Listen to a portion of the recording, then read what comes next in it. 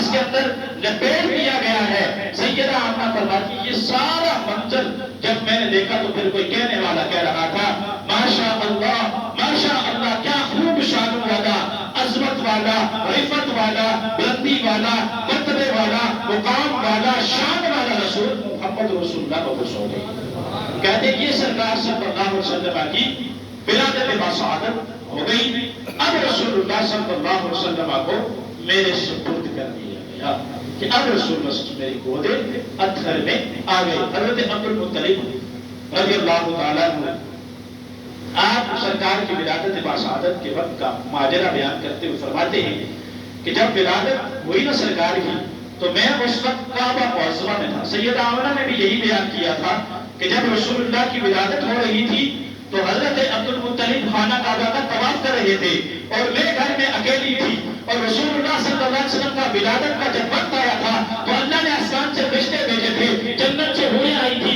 جنت سے عورتیں آئی تھی، لوگ آئے تھے رسول اللہ کے استقبال میں۔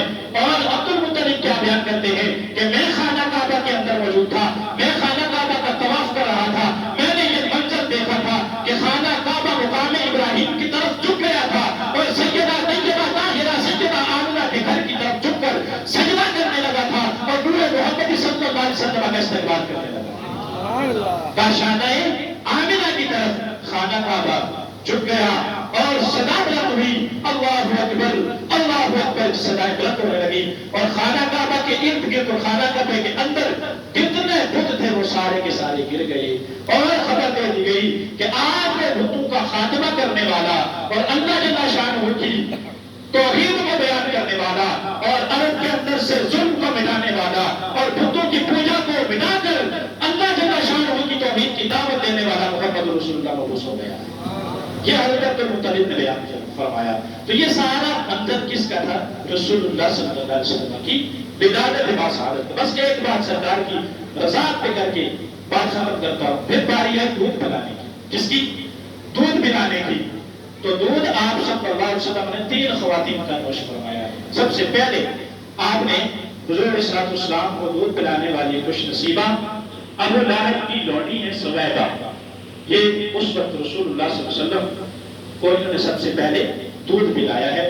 تو جب انہوں نے قبلی والے آقا صلی اللہ علیہ وسلم کی ولادت کی خبر ابو لہب کو دی، ابو لہب کافر تھا اور اس کی مذمت قرآن میں بیان ہوئی ہے، لیکن سرکار کی ولادت کی خوشی منانے پر اس کو بھی اجر دیا گیا ہے۔